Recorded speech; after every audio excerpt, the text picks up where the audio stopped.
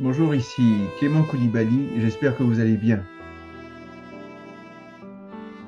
Nous allons prendre aujourd'hui 1 Corinthiens 12, à partir du verset 4. Il est dit, il y a diversité de dons, mais le même esprit, diversité de services, mais le même Seigneur, diversité d'opérations, mais le même Dieu qui opère tout en tous. Or, à chacun, la manifestation de l'Esprit est donnée pour l'utilité commune. Verset 8. En effet, à l'un est donné par l'Esprit une parole de sagesse, à un autre une parole de connaissance selon le même Esprit, à un autre la foi par le même Esprit, à un autre des dons de guérison par le même Esprit, à un autre le don d'opérer des miracles, à un autre la prophétie, à un autre le discernement des esprits, à un autre diverses sortes de langues, à un autre l'interprétation des langues. Un seul et même esprit opère toutes ces choses, les distribuant à chacun en particulier comme il le veut. Et aujourd'hui, nous allons insister sur le don des langues, où il est dit à un autre diverses sortes de langues. Donc, pour ce qui est des langues, le mot original ici dans ce verset, pour les langues en grec, c'est le mot glossa qui veut dire langage. En tant que manifestation surnaturelle de l'esprit, voici ce que nous pouvons comprendre de cet aspect-là, l'éclairage, que je vais vous partager 4 éléments particuliers que nous allons comprendre, que nous allons voir ensemble. Et par la suite, je vais vous présenter 4 types de parler en langue. Donc, le premier éclairage, c'est les langues peuvent provenir d'un langage connu. On a par exemple, dans un des messages que j'avais apporté récemment, ce qui s'est passé le jour de la Pentecôte. En Actes chapitre 2, on voit par exemple que lorsque les apôtres se sont exprimés, lorsqu'ils ont reçu le Saint-Esprit qui est descendu sous forme de langue de feu, les apôtres se sont mis à parler.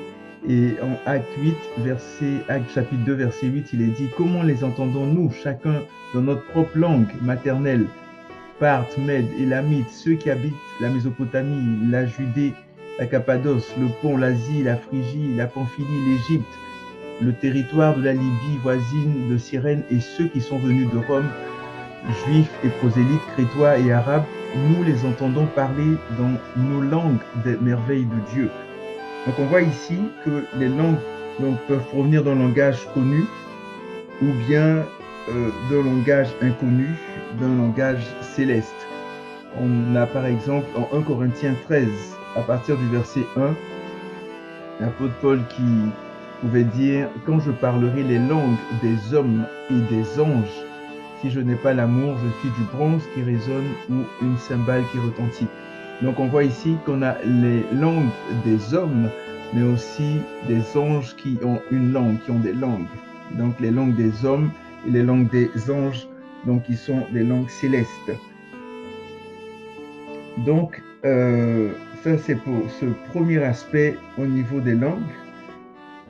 Donc on a un langage qui n'a pas été appris et qui peut être dit par les disciples, par exemple, par des personnes qui croient en Jésus, ou qui est incompréhensible aussi pour les personnes qui l'entendent. Le deuxième aspect, le deuxième point, c'est que parler en langue implique que l'esprit de l'homme et l'esprit de Dieu se fusionnent, se confondent, se fusionnent l'un à l'autre, de sorte que le croyant communique directement avec Dieu. Le croyant est en communication directe avec Dieu, dans la prière, dans la louange, la bénédiction ou l'action de grâce, de façon à ce que cette expression ou cette manifestation se fasse davantage à travers l'esprit que par l'intellect. On a par exemple en 1 Corinthiens 14, à partir du verset 2, il est dit, Paul qui nous dit, en effet, celui qui parle en langue ne parle pas aux hommes, mais à Dieu, car personne ne le comprend. Et c'est en esprit qu'il dit des mystères. Donc il y a une manifestation spirituelle qui est en train d'avoir lieu. Et au verset 14, il continue en disant, 1 Corinthiens 14, verset 14, « Car si je prie en langue, mon esprit est en prière, mais mon intelligence demeure stérile. » Donc l'esprit est en prière. Il est possible de prier ainsi que ce soit pour soi-même ou pour les autres, tout en étant donc sous le contrôle du Saint-Esprit, donc sans faire appel à nos activités intellectuelles, comme on vient de le voir. Et ensuite, un troisième élément par rapport à la diversité des langues. Donc le premier, c'est les langues qui peuvent fournir d'un langage connu ou d'un langage inconnu. Le deuxième élément, c'est que parler en langue implique que l'esprit de l'homme et l'esprit de Dieu se fusionnent, se confondent. Le troisième élément, c'est que dans l'assemblée, les langues doivent être accompagnées par une interprétation donnée par l'esprit qui communique le contenu, l'esprit qui communique le contenu aux croyants, le sens. Par exemple, en 1 Corinthiens 14, à partir du verset 3, Paul nous disait ceci, « Celui qui prophétise, au contraire, parle aux hommes. » Donc il parle dans un langage qu'ils comprennent. Parle aux hommes, les édifie, les exhorte, les console. Celui qui parle en langue s'édifie lui-même. Donc celui qui prophétise parle aux hommes, les édifie, les exhorte, les console. Et en 1 Corinthiens 14, 27 à 28, il est dit, « Si l'un parle en langue, tout au plus 2 ou 3, et encore chacun à son tour, qu'il y en ait un aussi qui interprète. S'il n'y a pas d'interprète, qu'on se taise dans l'Église, qu'on parle à soi-même ou à Dieu. » Donc on voit qu'il y a une certaine réglementation, il y a un certain ordre ici à voir. Donc on parle ici de l'interprétation. Et puis au niveau de l'ordre aussi, le quatrième point, donc 1 Corinthiens 14, 27 à 28. Donc ça en fait, ce sont les aspects à noter au niveau de la diversité des langues. Maintenant on va entrer un peu plus en profondeur maintenant pour parler de 4 types de parler en langue. Il pourrait y en avoir plusieurs manifestations, plusieurs dimensions et tout, mais on parle de 4 types ici pour avoir une meilleure compréhension en fait. Donc, quand on parle de 4 types de parler en langue, je les subdiviserai en 2. Donc, premièrement, 2 types au niveau de la manifestation publique et 2 autres types au niveau de la manifestation privée. Dans la manifestation publique, on va parler des langues célestes, donc les langues pour l'interprétation. Ensuite, les langues terrestres, les langues comme un signe, les langues célestes, les langues pour l'interprétation, donc au niveau de la manifestation publique. Et au niveau de la manifestation privée, donc les langues de prière, donc auto-édification ou pour s'édifier soi-même, dire des mystères. Et ensuite, manifestation privée, les langues utilisées surtout pour l'intercession. De quoi s'agit-il dans ces 4 types de parler en langue? Donc, premièrement, pour la manifestation publique, donc les langues terrestres, donc les langues comme un signe, en Actes chapitre 2, versets 5 à 12, passage que j'ai lu tout à l'heure, je vais le relire. « Or, il y avait en séjour à Jérusalem des Juifs, hommes pieux de toutes les nations qui sont sous le ciel. Au bruit qui eut lieu, la multitude accourut et elle fut confondue parce que chacun les entendait parler dans sa propre langue.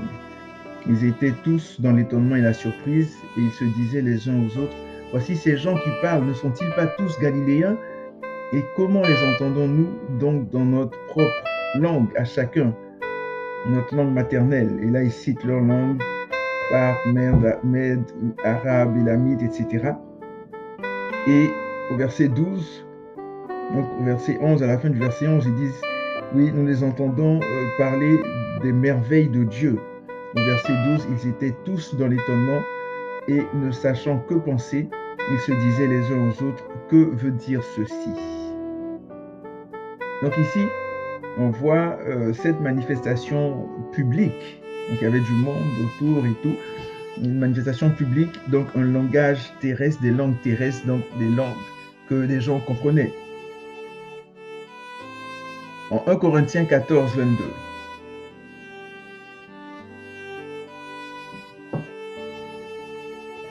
1 Corinthiens 14, 22, il est dit, par conséquent, les langues sont un signe, non pour les croyants, mais pour les non-croyants. La prophétie, au contraire, est un signe, non pour les non-croyants, mais pour les croyants. Donc on voit ici que les langues, lorsqu'ils ont parlé en langue, justement, ça a pu toucher des personnes étrangères qui étaient venues à Jérusalem pour louer, adorer le Seigneur. Il y a un témoignage des Christiansson. Donc les Christiansson, c'est un couple de missionnaires suédois. Donc ils étaient missionnaires dans un coin reculé, dans un pays en Afrique. Et ils étaient les seuls blancs dans cet endroit-là. Et après quelque temps, la solitude faisait en sorte que ils avaient envie de retourner en Suède afin d'être avec leur famille, leurs amis, d'entendre leur langue maternelle. Donc ça leur pesait de plus en plus. Et Dieu récompensa leurs efforts en tant que missionnaires par des âmes, donc des âmes qui étaient venues au Seigneur. Puis vint le moment du premier service de baptême d'eau. Donc ils étaient au milieu d'Africains noirs. Et comme par hasard, l'homme qui s'était converti, le premier, fut aussi le premier à descendre dans les eaux du baptême. Et en sortant des eaux, il devint le premier à recevoir le baptême dans le Saint-Esprit. Donc, imaginez la joie de ce couple missionnaire lorsqu'ils entendirent l'autochtone africain adorer Dieu dans la langue suédoise. Vous vous imaginez, il n'avait jamais entendu le suédois, il n'avait jamais parlé suédois. Et là, il s'est mis à louer l'Éternel en suédois. Et les mots qu'il prononçait se traduisaient ainsi. Saluez-le, saluez-le, couronnez-le, comme le roi des rois et le seigneur des seigneurs. Saluez-le, saluez-le, couronnez-le, comme le roi des rois et le seigneur des seigneurs. Donc vous voyez, c'est des choses authentiques, des choses réelles. Les apôtres l'ont vécu à la Pentecôte et aujourd'hui encore, on peut vivre ce genre de choses. Il y a également un membre du staff de John Bevere, donc ce pasteur américain, qui l'avait accompagné pour prêcher dans un État aux États-Unis. Et à un moment, un peu avant la prédication, il sentait un lourd fardeau pour prier. Donc il s'éloigna un peu et se mit à prier en langue pendant la prédication. À la fin du message, quelqu'un vint le voir et lui dit qu'il parlait un français excellent. Donc un Américain qui ne comprenait pas français, n'avait jamais parlé en français. Et là, quelqu'un vint lui dire qu'il parlait un français excellent.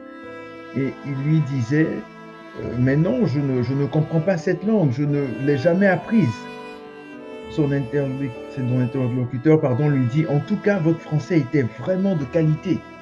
Je suis professeur de français et ce que vous disiez était extraordinaire. Pendant que la personne qui avait parlé en langue était sceptique, le professeur de français lui dit, et en plus, chaque fois qu'il citait un passage biblique, donc John Bevere, le prédicateur, chaque fois qu'il citait un passage biblique, quelques secondes avant qu'il le cite, vous le disiez et il citait le même passage. Donc vous voyez, c'est vraiment des choses authentiques, des choses réelles.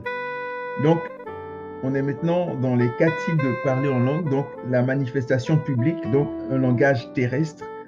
Donc, les langues terrestres, les langues comme un signe. Deuxièmement, au niveau des 4 types de parler en langue, la manifestation publique, maintenant, les langues célestes, les langues pour l'interprétation. Vous savez, il s'agit des langues qui ne sont pas terrestres, mais célestes. L'apôtre Paul dit, « Quand je parlerai la langue des hommes et des anges, si je n'ai pas l'amour, je suis un airain qui résonne ou une cymbale qui retentit. » 1 Corinthiens 13, verset 1.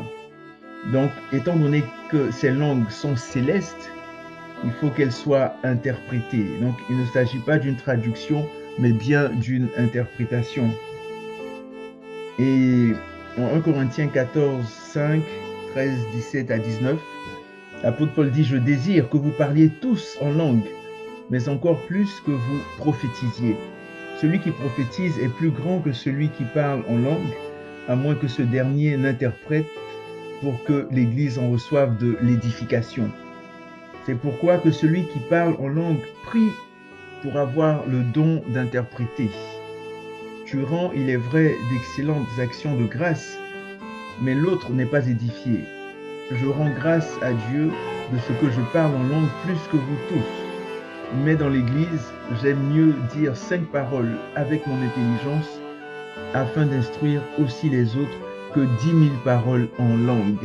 Donc vous voyez ici, il s'agit de la manifestation publique, mais ces langues célestes qui sont utilisées donc, doivent être accompagnées d'interprétation, doivent être accompagnées par l'interprétation. Maintenant, allons dans la sphère privée. Donc, troisièmement, la manifestation privée. Donc, au niveau des langues, la manifestation privée. Donc, c'est la langue de prière, donc pour l'auto-édification ou pour s'édifier soi-même, dire des mystères. Donc, en fait, il s'agit de la langue qu'on utilise lorsqu'on prie dans notre lieu secret ou avec des frères et sœurs qui comprennent l'importance et la puissance de prier en langue, de prier par l'Esprit. En 1 Corinthiens 14, 1 à 4, il est dit « Recherchez l'amour, aspirez aussi aux dons spirituels, mais surtout à celui de prophétie. En effet, celui qui parle en langue ne parle pas aux hommes, mais à Dieu, car personne ne le comprend, et c'est en esprit qu'il dit des mystères. Celui qui prophétise, au contraire, parle aux hommes, les édifie, les exhorte, les console. Celui qui parle en langue s'édifie lui-même, celui qui prophétise édifie l'Église. » Vous savez, nous ne pouvons pas édifier les autres si nous-mêmes nous ne sommes pas édifiés. C'est évident, je ne peux pas donner ce que je n'ai pas.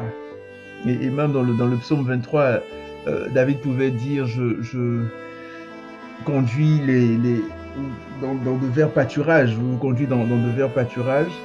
L'Éternel est mon berger, je ne manquerai de rien, me fait reposer dans de verts pâturages, il me dirige près des eaux paisibles, il restaure mon âme, conduit dans les sentiers de la justice. » Donc, avant le berger, avant d'amener les brebis dans de verts pâturages, il a fallu qu'il aille explorer, il a fallu qu'il aille voir les endroits où se trouvent ces verts pâturages. Donc, il est important d'avoir quelque chose, de recevoir quelque chose de la part du Seigneur pour pouvoir donner aux personnes qui nous entourent ce que nous avons. Et il y a plus de joie à donner qu'à recevoir, et celui qui arrose aussi sera arrosé. Donc, ici, on voit que on parle de s'édifier soi-même. Donc, en effet, celui qui parle en langue ne parle pas aux hommes, mais à Dieu, car personne ne le comprend, et c'est en esprit qu'il dit des mystères. Verset 3, celui qui prophétise, au contraire, parle aux hommes, les édifie, les exhorte, les console. Celui qui parle en langue s'édifie lui-même, celui qui prophétise édifie l'Église. Vous savez, plusieurs hommes de Dieu qui ont eu un certain impact dans le monde avant d'aller à de grandes croisades, comme Reinhard Bonnke, Mahesh Chavda, David Wilkerson, Sadhu Sundar Selvaraj, plusieurs personnes qui sont toujours vivantes, il y en a qui sont décédées, mais priaient en langue ou prient en langue. Ils priaient en langue pour s'édifier pendant des heures avant les conventions, avant les programmes, prier en langue pour s'édifier elles-mêmes, ces personnes-là, afin d'être une source de bénédiction, un canal pur, un instrument fluide dans les mains du Saint-Esprit. Lorsque nous prions en langue, nous prophétisons sur nos propres vies, sur la vie de nos enfants, de notre Église, de notre nation, notre pays. En priant en langue, le Saint-Esprit nous donne des images, des révélations, des visions. Et c'est certainement une des raisons pour lesquelles l'apôtre Paul avait tant de révélations et qu'il a pu écrire plus de la moitié du Nouveau Testament, 19 livres sur 27. Il a pu lever un coin du voile de sa vie de prière en disant ceci: que faire donc? Je prierai par l'Esprit, mais je prierai aussi avec l'intelligence. Je chanterai par l'Esprit, mais je chanterai aussi avec l'intelligence.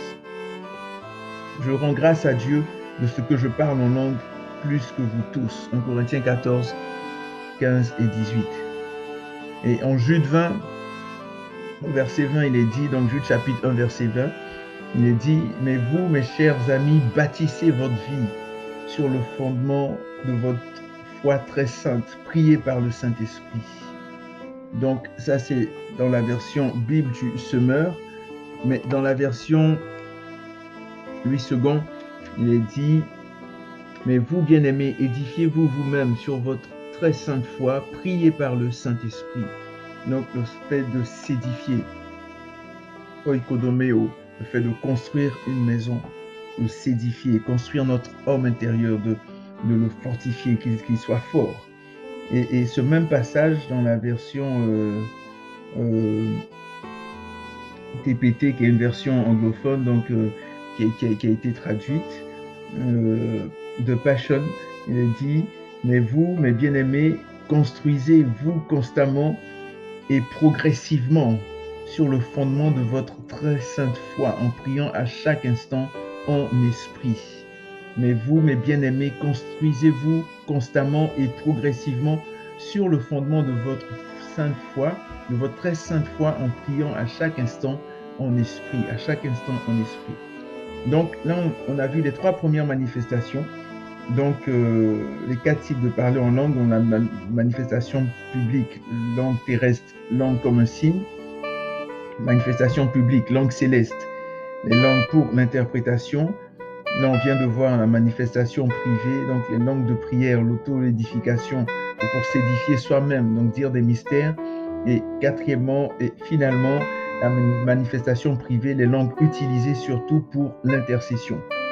En Romains 8, 26, 27, Paul pouvait dire: de même aussi l'Esprit nous aide dans notre faiblesse, car nous ne savons pas ce qu'il convient de demander dans nos prières. Mais l'Esprit lui-même intercède par des soupirs inexprimables. Et celui qui sonde les cœurs connaît la pensée de l'Esprit, parce que c'est selon Dieu qu'il intercède en faveur des saints. Le mot grec utilisé pour intercède ne se retrouve que dans ce passage, dans toute la Bible, indiquant le caractère unique et divin de cette action réalisée par le Saint-Esprit. C'est le mot uperentuchano, qui signifie intercéder par amour au-delà, en faveur d'eux. Il ne s'agit pas d'une simple prière d'intercession. Et le mot grec utilisé pour inexprimable, donc dans soupir inexprimable, est le mot alatélos, qui est utilisé également une seule fois dans toute la Bible et qui signifie ne peut être extériorisé, ne peut s'exprimer par des mots. Donc vous voyez, c'est vraiment un passage qui est très fort et qui indique le caractère unique, l'unicité, le sérieux de ce genre de prière, de cette manifestation de prière. Il y a le pasteur Yonggi qui disait il racontait cette histoire-là, il disait je me rappelle cette sœur qui marchait, il donnait un exemple, une illustration, il dit: je me rappelle cette sœur qui marchait dans la rue et qui tout à coup ressentit un fardeau sur son cœur. Et elle avait une forte envie de prier. Elle se mit dans un coin et, ne sachant pas exactement pourquoi elle devait prier, se mit à prier en langue. Elle priait avec une telle intensité que des gens finirent par l'entourer. Mais elle était tellement concentrée qu'elle ne les avait pas vus. À cause de l'attroupement, un policier vint la réprimander en lui disant: Eh, madame, si vous voulez prier, faites-le à l'église ou bien chez vous, pas dans la rue, afin de ne pas déranger les piétons et la circulation. La femme se releva, étant déchargée de son fardeau, comme Anne, la mère du prophète Samuel, et elle put bien diriger une réunion de prière, puis rentra chez elle. Une fois à la maison, elle la trouva sans dessus-dessous, se rendant compte qu'il s'était fait cambrioler. Elle pensa immédiatement à leurs objets de valeur, son mari et elle, leur argent laissé dans le tiroir, et alla voir dans leur chambre. Et tout était en désordre. Mais malgré toute cette pagaille, tout était en place. L'argent, les objets de valeur, c'était incroyable. Émerveillé, le Saint-Esprit lui expliqua pourquoi il l'avait incité à prier avec tant de ferveur sur le trottoir. C'était exactement au moment où le voleur était en train de faire sa sale besogne. Vous voyez? Donc littéralement, c'est comme si, pas comme si, mais c'est vraiment ce qui s'est passé, je crois, le Saint-Esprit qui a aveuglé le voleur, qui l'a empêché de voir les objets de valeur. Donc, vraiment, c'est quelque chose qu'il ne faut absolument pas négliger. Quand on est poussé par le Saint-Esprit à prier, il ne faut pas hésiter du tout. Je terminerai sur les langues en disant, en citant cette merveilleuse parole de notre extraordinaire Seigneur et Sauveur Jésus-Christ. Il dit, voici les signes, les miracles, qui accompagneront ceux qui auront cru. En mon nom, ils chasseront les démons, ils parleront de nouvelles langues, ils saisiront des serpents, s'ils boivent quelques breuvages mortels, il ne leur fera point de mal, ils imposeront les mains aux malades et les malades seront guéris. Donc ils feront quoi? Ils parleront de nouvelles langues. Donc portez-vous bien, que Dieu vous bénisse et n'hésitez pas à prier en langue et si vous ne l'avez pas encore, demandez au Seigneur de vous l'accorder afin de pouvoir le louer, l'adorer, l'exalter. À la prochaine.